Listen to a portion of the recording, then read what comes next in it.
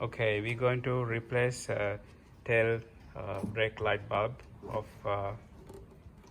Mitsubishi Outlander 2013 model. Here we removed the two bolts before, and we're going to and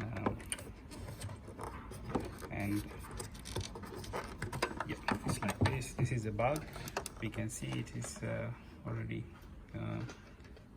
burnt, and so let me say, this is the bulb that we're going to use. We bought it from Super Cheap Auto for $6, and model number is already there, and I'm going to remove the bulb from there.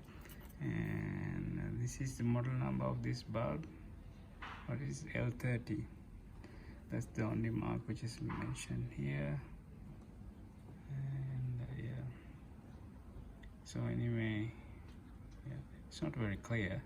Okay, now we're going to replace the bulb and put it back and close it, and then this is how it is locked, this with these two parts, and it goes into these holes, and then we will put the two screws here.